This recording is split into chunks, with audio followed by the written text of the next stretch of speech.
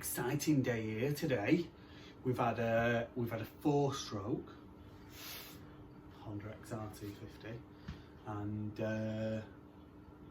1970s KTM parts bike, and now back to something a bit more normal. 1987 Kawasaki KX250. Probably looks worse than it is. Plastics have been sun faded and painted. There's like, I'm gonna say it's like Captain America style stickers on the back. When I say they've been painted, it's like they've been painted with a brush, and then they've painted on some race numbers, which is nice. The front's got the front mudguard is cracked.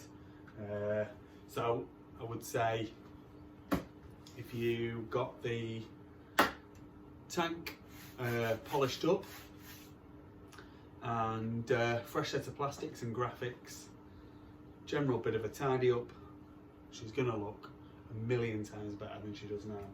But that being said, underneath it all, it doesn't seem to be too bad of a bike.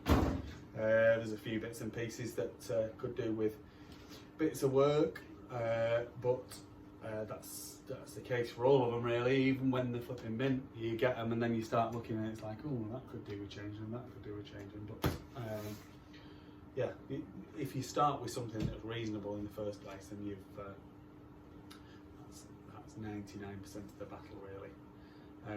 So yeah, she looks, I mean, she turns over, she sparks. The kill switch didn't work, so I've cut the kill switch wire off, and we'll just earth that when we want to stop the engine running. The forks look as though they're all right.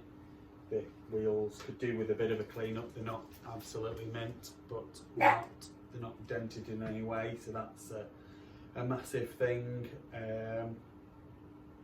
Yeah, and she's got funky levers on, so I'll show you these in a second.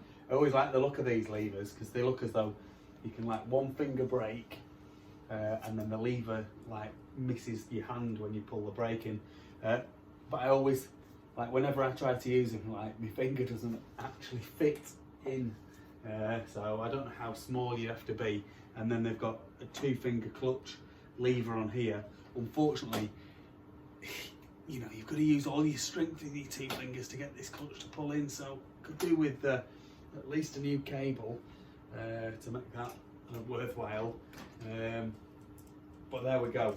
Yeah, some good and bad bits about this bike. Let's spin the camera around, let's take a look at it, and then take it from there, lads. So obviously this is a factory Monster Energy bike. It's got the Monster Energy stickers on the tank. That makes it factory, I think. So yeah, joking aside, it's got various bits of stickers on there. The Captain America stickers that I was on about on the rear mudguard, and some stars on the front. You can see the paint. The paintwork's not amazing. Fresh set of plastics for definite required. But under that, the exhaust, the front pipe's not amazing. But she turns over with good compression. The frame, it's the original frame paint. There's not a lot of wear here, which is a telltale sign of how much work it's done. There is, you know, wear on the clutch cover, but not a huge amount. There is a dent in one of the frame rails. You can see there. Hopefully you can work that out. There's water in the radiators. Radiators, you know, they've seen better days, but I've seen a lot worse. They should still work. The chrome on the forks is looking good. It's looking good down there too, so I would say that that's all good. Front rim, like I said, is round. I haven't seen any dints on it. Dints or dents, whatever you want to call them. Dings. Like I say, both sides of that front wheel looks perfectly round. Front pipe, a bit more damage on this side as well. So I mean, it has been used obviously, but it's they flipping use them, and then they just stick them in the backyard in the sun, and then just leave them really, and get them out again. Never wash them. And that's what we've got here. I mean, a wash would make it look, like I say, 1,000 times better than it currently does. Lots of the nuts and bolts seem to be correct, original nuts and bolts. Not all of them, obviously, but lots of them do. I can't see if it's had any recent top end work or anything like that. It looks as though it's been like that for quite some time. Good compression, like I say.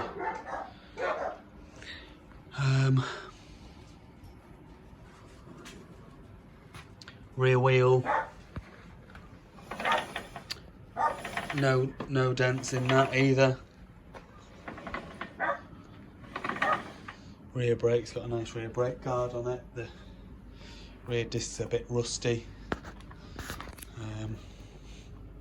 but it does work, and the front brake does work. I know that from when I was taking it out the van. The rear silencer is an FMF silencer. Power core, probably a power core 1. Doesn't look as though it's bolted on here, but it's minor thing. Could do with the chain slider. There's a bit of wear on the swing arms that has been running on there. I probably won't run it up the road because of that. Just don't want to cause it any more kind of damage to that swing arm really, because that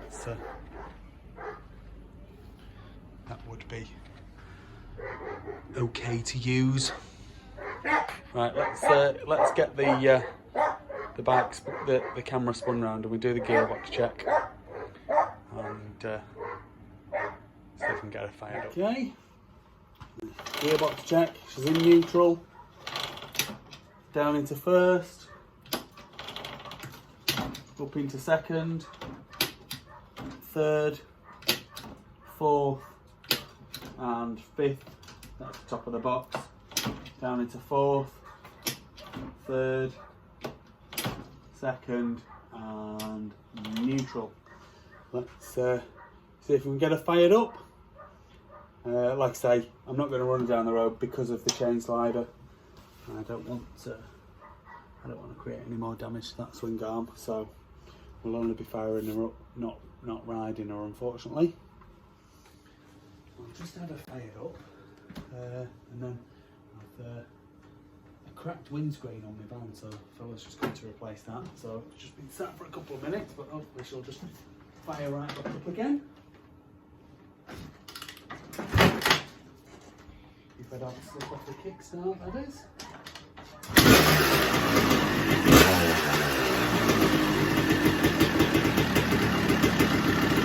Sounds really sweet.